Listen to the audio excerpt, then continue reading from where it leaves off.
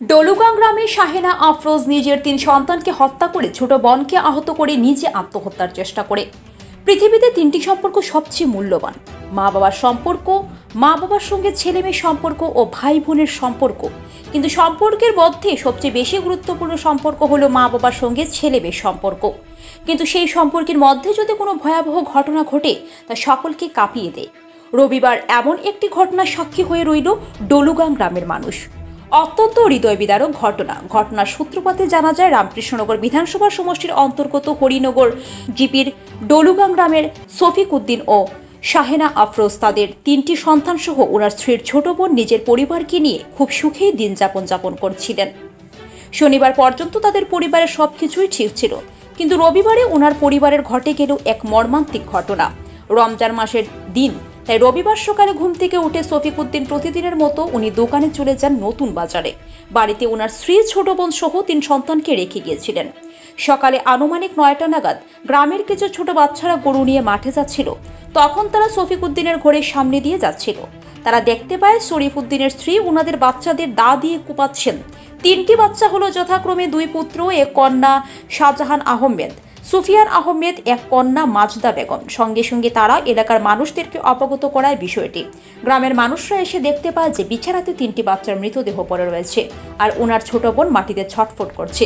আর শাহেনা আফরোজ সবাইকে মেরে নিজে একটি আলাদা ঘরে গিয়ে দরজা বন্ধ করে দিয়েছে। সঙ্গে সঙ্গে এলাকার মানুষরা ওনার ছোট বোন শারমিন বেগমকে রামকৃষ্ণনগর প্রাথমিক স্বাস্থ্যকেন্দ্রে নিয়ে আসে। সেখানে চিকিৎসকরা রোগীর অবস্থা সংকটজনক দেখিয়ে তাকে হাইলাকান্দি সিভিল হাসপাতালে প্রেরণ করে। গুরুতর আহত শাহেনা আফরোজকে এলাকার মানুষ রামকৃষ্ণনগর প্রাথমিক স্বাস্থ্যকেন্দ্রে নিয়ে আসে। সেখানে চিকিৎসকরা প্রাথমিক চিকিৎসা করে ওনাকে হাইলাকান্দি সিভিল হাসপাতালে প্রেরণ করেন। পুলিশ তদন্ত শুরু করেছে, কিন্তু এই হত্যাকাণ্ডের পেছনে কি রহস্য আছে তা এখনও তদন্ত করে পায়নি। রামকৃষ্ণনগর থেকে তরঙ্গ টিভির প্রতিনিধি গৌতম সরকার। আমার নাম শফিক উদ্দিন। কি হয়েছে ঘটনা জানেন? ঘটনা কি হয়েছে জানি না। সকালে তো ঘর থেকে আমি বাইরে হয়েছি, বাজারে দোকান আছে, খানো আইছি, আনুমানিক 7টা 8টা আইছি। পরে যেন খবর পাইছি যেন আমরা ঘরে একটা দুর্ঘটনা হয়েছে। তখন আমি ওখান থেকে বাইক নিয়ে বাসাতে গেছি, গিয়া হয়েছি আমার 3টা বাচ্চা হাঁটা, গলা হাঁটা 3টা। আমি আর বুঝতে পারছি না তাই কি হয়েছে, আমি আর বুঝতে পারছি না। মানুষে খবর কইছে, তখন গেছি, গিয়া পাইছি। বাচ্চাটার বাবা তুমি? বাবা, আমি বাবা। সকালে বাড়িছে? সকালে বাইরে কয়টা সময় করেছে? অনুমানিক 7:30 থেকে 8টা হলো, ওরকম হইব। এর আগে ঘর ঠিকঠাক আছে? ঘর ঠিকঠাক আছে। আমি সকালে আমার বাচ্চা ছেলে যেটা ওটারে আমার বাইকও ঘর তো সকালে ঘুম থেকে উঠছি, উঠিয়া বালা সব খুশি পাইছি, ঠিক আছে। বাচ্চা তার মাতামাতি হয়েছে, গল্প হয়েছে, সব কিছু ঠিক আছে। সুবিয়ান আহমেদ, সুবিয়ান আহমেদ। না ঝগড়াঝাটি কোনো কিছু হয়েছে না। কালকে আমরা বাচ্চার 3টার কাপড় লইছি, আমার ওয়াইফের কাপড় লইছি বাজার থেকে। ওয়াইফ লগে লইয়া কাপড় কিনাকাটা করিয়া ওয়াইফের লাগিও কাপড় কিনছি, কিনিয়া বাসাত গেছি। ওয়াইফের কাপড় লইয়া বাচ্চার 3টা লইয়া আমি বাইকে করে বাসাত লইয়া গেছি। গিয়া রাত্রে মুরগা একটা কাটিছি, ফতাওয়ালা খাওয়া হয়েছে, এটা ঠিক আছে। সকালেও তো ঠিক আছে, কোনো অসুবিধা নাই। ফতাওয়ালা খানি দানি হয়েছে, একসঙ্গে ঘুমাইছে নামাজ পড়িয়া। সকালে ঘুম থেকে উঠিছি, রাত্রে আর বাচ্চাটা একটু সেতাইছে। ছোট বাচ্চা 2টা খুব বেশি যন্ত্রণা করছেন, মানে খান্দা কাটা করছেন, আস্তে আস্তে করছেন, ঘুমাইছেন না। সকালে একটু একগান 2টা বাচ্চা উঠে গেছে, একটু দিকদারে করছেন বেশি। সকালে উঠছি আমি বাসা থেকে উঠে, আমার নতুন বাজার দোকান আছে, ওখানে আমি আইছি।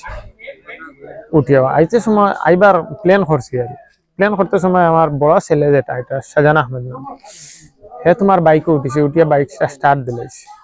ছোট বাচ্চা কিন্তু হে উঠি যায়, সামনে উঠে বাইক স্টার্ট দিলাইছে। আমার সঙ্গে আইতো। আমি তারা কইছি, বলি বাবা দেখো রাত্রে বৃষ্টি দিছে, আর এখন তুমি পারতাই না, তোমার লিয়া রাস্তাত নতুন বাজার যাবা, আমার একটু রিক্স হয়ে যাবে, তুমি তাকো, আমি তোমার লাগিয়া আইতে বাজার থেকে আঙ্গুরা ফেলাম। তখন নামিয়া গেছে গিয়া, আবার পরে গেছে গিয়া মুই বাইক স্টার্ট দিছি, দেওয়ার পরে আমার মাতিল বাইকটা একটু গরম হোক, পরে তো যাইনি। আবার আইসি, আইয়া উঠি গেছি বাইক, তখন আর তারে নামানি যায় না। পরে আমার মনে লইল যেন বাচ্চাটারে লইয়া আই যেতাম।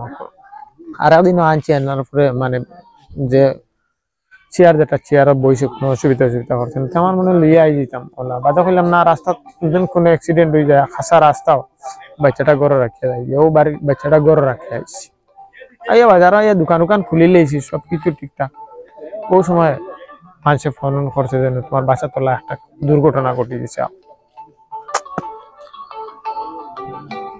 আমি গেছি ঘর আমার ভাই একটা লিয়া গিয়া তখন পইলা গিয়া ঢুকেও গিয়া দেখছি যেন আমার তাইর বোন যেটা ছোট বোন একটা আমার ওখানে থাকে আমার ওয়াইফর বোন ছোট যেটা ওটা থাকে আমার মেয়ে যেটা বড় 7 বছর বয়স আর ওটার দুইটা মানে এক সমান আমার ওখানে থাকে ছোট থেকে ওরা মনে হয় 3 বছর 3.5 বছর বয়স থেকে থাকে আমার ওখানে পড়াশোনা করে ওটারে গিয়া দেখছি তোমার গলাত সেদ আমার বোন একটা দরিয়া রাখছে আর রাস্তাতে আমার ঢুকতে হলে এল রাস্তা থেকে মেইন রাস্তা থেকে এল আছে আর এলর গুরেন মেরিও কোনো দেখছি আমার বোন একটা ও আমার শালি যেটা ছোট ওটারে লইয়া বাত মানে গলাত অনহানো সেদ আছে আর আঙ্গুলি একটা খাটিয়াওয়ালা লকটা আইল আমার চকুর লাগছে ও আমি জিজ্ঞাসা করছি কি তো হয়েছে ও আমার কইছে যেন আফায় সাজান দে সুবিয়ান দে আর মাজিদারে তিনগুড়ে খাটি লিছে আমি কইছি তো কিতা খস রে বলে ও গেছি দৌড় দিয়া মানে বাঁকা দূরই ওখান থেকে কি করে অনুমানিক 70-80 দূরই আমার বাসাত গেছি বাসা উঠতে গিয়ে দেখছি আমার বড় মেয়ে যেটা ওখানে এমনি মনে হয় বাইরে ঘর থেকে বাইরে আইসলো দরজাটা খোলা বাইরে আইতে সময় ওখানে মনে হয় ফরছে ওখানে তখন দেখছি এরপরে ভিতরে গেছি গিয়া দেখছি দুইটা ছেলে আমার বিছনাত মানে দুইটার গলা কাটা ডেড অনুমান আমি নিজেও এখনো পর্যন্ত মানে সাকসেসফুল হইতে পারছি না জানো এই টাইমের ভিতরে খেয়ে অত কিছু করলো আমি নিজে বুঝতে পারছি